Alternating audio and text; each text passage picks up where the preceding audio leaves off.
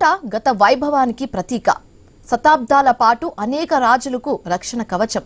ఇప్పుడు అది నిర్లక్ష్యానికి నిలువుటద్దం. నేటి పాలకుల ఏలుబడిలో శిథిలమవుతుంది. మొదకు దుర్గంగా పేరొందిన శత్రు దుర్భేద్యమైన మెదక్ కోట ప్రస్తుత పరిస్థితిని మా ప్రతినిధి క్రాంతికుమార్ అందిస్తారు. 12వ శతాబ్దంలో ప్రతాపరుద్రుని ఆధ్వర్యంలో నిర్మించిన ఈ కోట మెతుకు దుర్గంగా ప్రఖ్యాతిగాంచింది. నాటి నుంచి తెలంగాణ ప్రాంతంలో చివరి రాచరిక పాలకులు నిజాంల వరకు కూడా ఈ కోట అత్యంత ప్రాముఖ్యంగా నిలిచింది.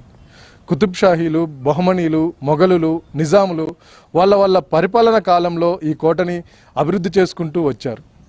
అత్యంత కీలకంగా అంటే దాదాపు తెలంగాణ ప్రాంతానికి స్వాతంత్రం వచ్చే వరకు కూడా ఇది అత్యంత కీలకంగా ఉన్న ప్రాంతం ఈ కోట. ఈ కోట నుంచి సుమారు 40 కిలోమీటర్ల వరకు కూడా ఎక్కడ ఏ అలజడి జరిగినా, ఏ అలికిడి జరిగినా గుర్తించే ఆస్కారం ఉన్నది ఈ కోట. కొండపైన నిర్మించిన కోటలు ఉండడం అత్యంత అరుదుగా ఉంటాయి. ఇవి శత్రు దుర్భేద్యంగా ఉంటాయి.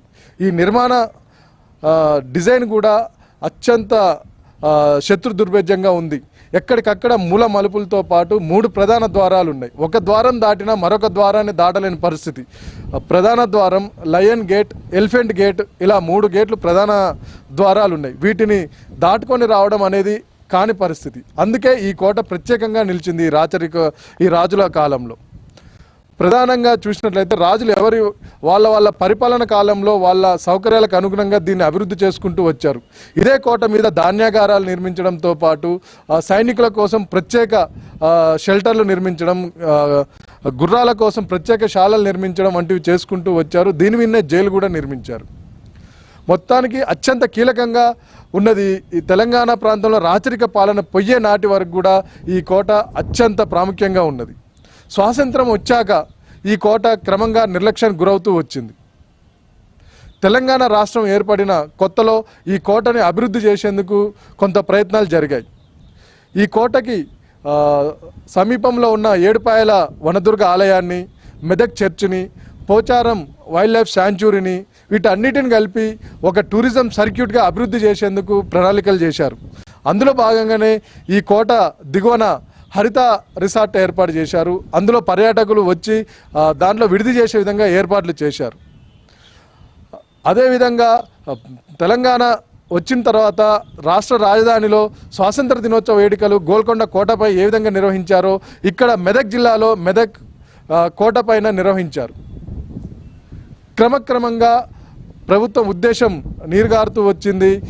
ప్రభుత్వంలో కానీ ఇటు అధికారులు కానీ దీనిపైన సీరియస్నెస్ తగ్గింది.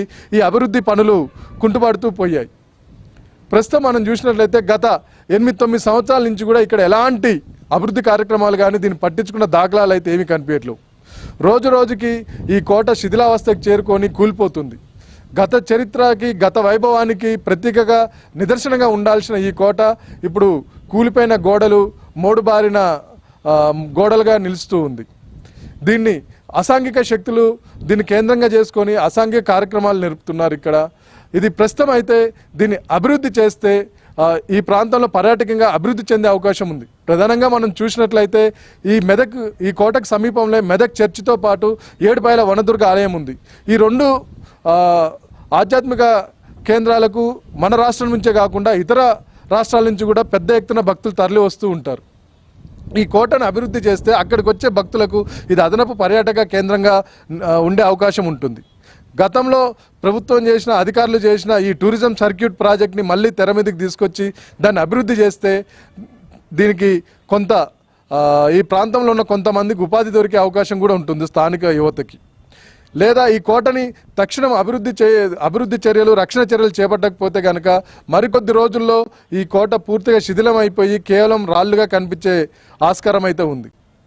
ఇప్పటికైనా ప్రభుత్వం స్పందించి గత చరిత్రకు, మన గత టీవీకి నిలయంగా ఉన్న ఈ కోటను పరిరక్షించాలని కోరుతున్నారు. Camera person అనిల్తో Kranthi Kumar,